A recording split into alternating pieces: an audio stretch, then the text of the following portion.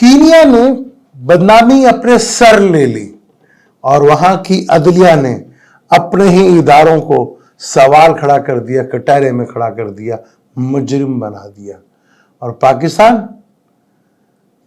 का निजाम शर्म से डूब के मर जाए, जो कह रहा था कीनिया की बदनामी हम नहीं चाहते। उनकी अपनी अदालत ने अपने इदारों को कटहरे में लाके खड़ा कर दिया और मुजरिम साबित कर दिया। डूब मरे पाकिस्तान का ये सिस्टम, जो कीनिया की बात करता था कि कीनिया का हम बदनाम नहीं होने देंगे। पाकिस्तान में भी तो शर्म नाम की कोई चीज नहीं रही हमें।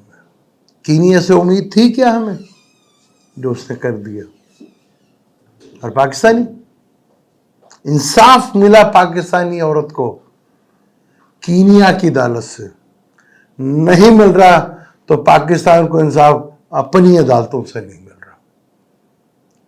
एक गैर मुल्क कंट्री ने अपने इदारों को सजा दे दी और पाकिस्तान में, पाकिस्तानी अदालतों में पाकिस्तानियों के लिए कोई इंसाफ नहीं। लेकिन सेप्टेम्बर आज मून बिल्कुल उसके ऑपोजिट है।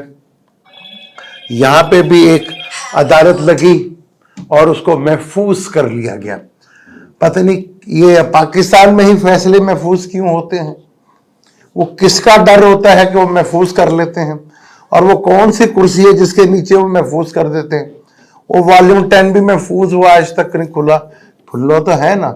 इस राहु के निकलने से पहले पहले वॉल्यूम 10 में भी खुलना है।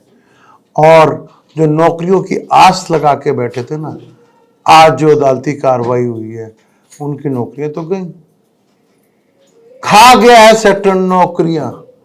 और ये फैसला, जैसे मैंने आपको कहा था कि मून सैटर्न के सामने है और सैटर्न अदल का वो हिस्सा है जो जकड़ता है। आपने देखा ना कीनिया में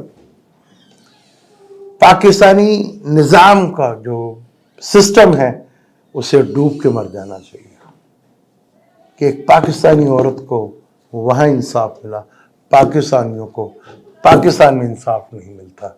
लेकिन अदल है, अदालतों की तरफ से मैंने आपको कहा था कि बड़े बड़े फैसले आपको देखने को मिलेंगे जल्द ही।